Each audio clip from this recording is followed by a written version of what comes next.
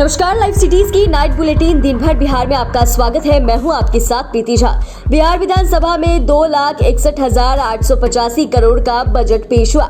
युवा महिलाओं के लिए खुला पिटारा। सदन में मंत्री के इस्तीफे को लेकर बीजेपी का जबरदस्त हंगामा। सदन में भारी हंगामे के बाद नीतीश ने मंत्री को किया तलब। इजराइल मंसूरी ने दी सफाई। विजय सिन्हा के निशाने पर तेजस्वी बोले 5 नाव की सवारी करते हैं वो। शिक्षा मंत्री फिर बोले रामचरितमानस से कूड़ा कचरा हटाना जरूरी। अपने ही सरकार के बजट पर सुधाकर सिंह ने उठाए सवाल। कहा कृषि के क्षेत्र में है फेल। लालू परिवार को जारी समन पर राबड़ी देवी और तेजस्वी यादव ने दिया जवाब। कुशवाहा ने शुरू की विरासत बचाओ नमन यात्रा। नीतीश पर जोरदार हमला। आरसीपी सिंह का नीतीश पर बड़ा बयान। पीएम उम्मीदवार भी नहीं बन पाएंगे वो। बेतिया में बारातियों से भरी बस पलटी। अब खबरें विस्तार से। विधानसभा में वित्त मंत्री विजय कुमार चौधरी ने बिहार का बजट पेश किया। वित्त मंत्री इस बार काले रंग का सूटकेस लेकर विधानसभा पहुंचे थे।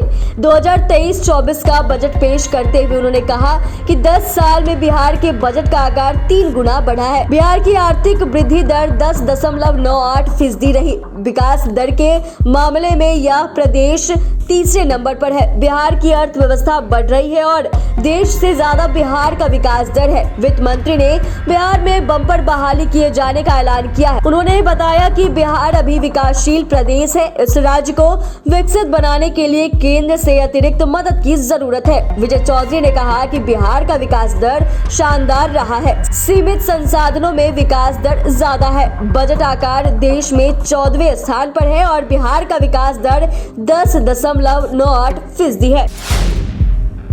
बिहार विधानसभा के बजट सत्र का आज दूसरा दिन रहा। बिहार विधानसभा में आज बीजेपी के विधायकों ने जबरदस्त हंगामा किया।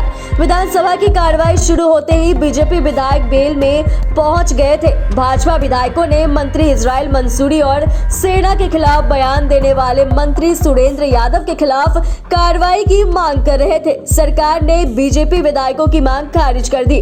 हंगामे के काफी देर बाद नीतीश कुमार ने कहा कि उन्होंने पुलिस अधिकारियों को हत्या के मामले को देखने का आदेश दिया है।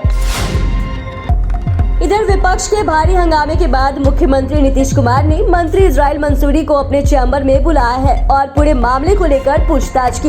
दरअसल सदन में विपक्ष के आरोप लगाने के बाद मुख्यमंत्री ने मंत्री इजराइल मंसूरी को सीएम चैम्बर में बुलाया और पूरे मामले की जानकारी ली। बीजेपी ने आरोप लगाया है कि मंत्री इजराइल मंसूरी के ऊपर हत्या में शामिल होने का एफआईआर है, लेकिन पुलिस पूरे मामले पर मंत्री के खिलाफ कार्रवाई नहीं कर रही। वहीं मंत्री इजराइल मंसूरी ने भी अपनी सफाई दी है। सीएम को सफाई देने के दौरान मंत्री ने सीएम से कहा कि दूध का दूध और पानी का पानी हो जाएगा। बिहार विधानसभा में नेता प्रतिपक्ष विजय कुमार सिन्हा और उप मुख्यमंत्री तेजस्वी यादव के बीच तीखी नोकझोंक देखी गई। सदन में विजय सिन्हा ने तेजस्वी यादव पर कटाक्ष किया। उन्होंने कहा कि हमने 2 नावों की सवारी की बात सुनी थी। यहाँ तेजस्वी तो एक साथ 5 नावों की सवारी कर रहे हैं। उनका इशारा तेजस्वी द्वारा मंत्रिमंडल में संभाले जा रहे 5 विभागों की ओर था।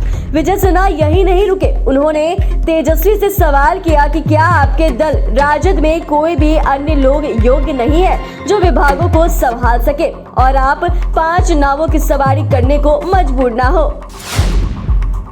बिहार सरकार के बजट पर सवाल उठाते हुए पूर्व कृषि मंत्री सुधाकर सिंह ने कहा कि यह जीरो बजट है। किसानों को इस बजट में कुछ भी नहीं मिला है। किसान परेशान है क्योंकि उन्होंने इस बजट से जो उम्मीद लगा रखी थी वह पूरी नहीं हो सकी। सुधाकर सिंह ने अपने ही सरकार के बजट पर सवाल उठाते हुए कहा कि हम इस बजट को 0 नंबर देंगे। राजद विधायक सुधाकर सिंह ने कहा कि सरकार से मांग करूंगा कि आने वाले वक्त ने उनको चर्चा में लाए। उन्होंने कहा कि बिहार विधानसभा पार्टियों के लिए नहीं बना, यह बिहार की जनता के लिए बना है। पार्टियों की बात सड़क पर होगी। एक बार फिर शिक्षा मंत्री चंद्रशेखर ने रामचरितमानस को लेकर विवादित बयान दिया है। शिक्षा मंत्री ने कहा कि रामचरितमानस में जो कूड़ा कचरा है उसे हटाना बेहद ही जरूरी है। उन्होंने कहा कि जाति के नाम पर दलितों को अपमानित करना बंद होना चाहिए। रामचरितमानस में कही गई आपत्तिजनक बातों को अमृत कैसे समझ ले। हालांकि मंत्री ने यह भी कहा कि रामचरितमानस में बहुत सी अच्छी बातें भी हैं, लेकिन जो कूड़ा कचरा है उसे हटाना जरूरी है। शिक्षा मंत्री चंद्रशेखर ने बीजेपी को चुनौती देते हुए कहा कि अगर हिम्मत है तो बीजेपी रामचरितमानस का मुद्दा सदन के अंदर उठाए।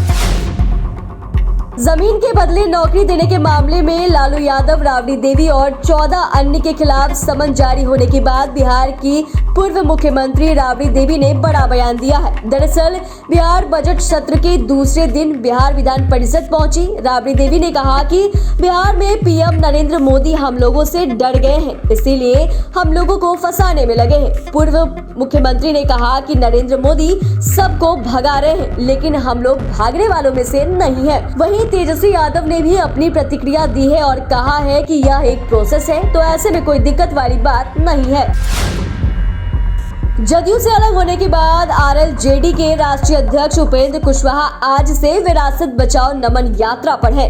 कुशवाहा ने यह यात्रा बेतिया के गांधी आश्रम भितिहरवा से शुभारंभ किया है। यह यात्रा 20 मार्च को शहीद जगदेव प्रसाद के स्मारक कुर्था में पहुंचेगा, जहां यात्रा की समाप्ति होगी। बता दें कि कुशवाहा का जदयू से अलग होने के बाद यह पहली यात्रा है। इस दौरान कुशवाहा ने नीतीश कुमार और महागठबंधन की सरकार पर जोरदार हमला बोला। कुशवाहा ने कहा कि मुख्यमंत्री नीतीश कुमार को अपने घर में उत्तराधिकारी नहीं दिख रहा है। नीतीश उस पड़ोसी के घर में अपना उत्तराधिकारी ढूंढ रहे हैं जिसने बिहार को बर्बाद करने में कोई कसर नहीं छोड़ा। वहीं बजट को लेकर भी हमला बोला है। पूर्व केंद्रीय मंत्री आरसीपी सिंह ने नीतीश कुमार पर जमकर हमला बोला है। उन्होंने कहा कि जिस राज्य की पुलिस पर हमले हो रहे हैं तो जनता कैसे सुरक्षित रहेगी। उन्होंने कहा कि मुख्यमंत्री का इकबाल खत्म हो गया है। आरसीपी ने कहा कि नीतीश कुमार पर बिहार की जनता भरोसा नहीं करती है, क्योंकि नीतीश कुमार का आना और जाना हमेशा लगा रहता है। लेकिन अब अमित शाह ने कह दिया भाजपा में नीतीश कुमार के लिए सभी दरवाजा बंद कर दिए गए हैं, जिसकी वजह से मुख्यमंत्री सहित उनके सभी मंत्री बौखलाए हुए हैं। उन्होंने कहा कि नीतीश कुमार तो पीएम उम्मीदवार भी नहीं बन पाएंगे। वहीं उन्होंने आगे एनडीए में जाने की इच्छा जताई है। बिहार में बारातियों से भरी एक बस पलट गई है। इसमें सवार 1 दर्जन से अधिक लोग गंभीर रूप से घायल हो गए, जबकि एक बाराती की घटनास्थल पर ही मौत हो गई। घटना जिले के साठी थाना क्षेत्र के बहुआरवा मोड़ की है।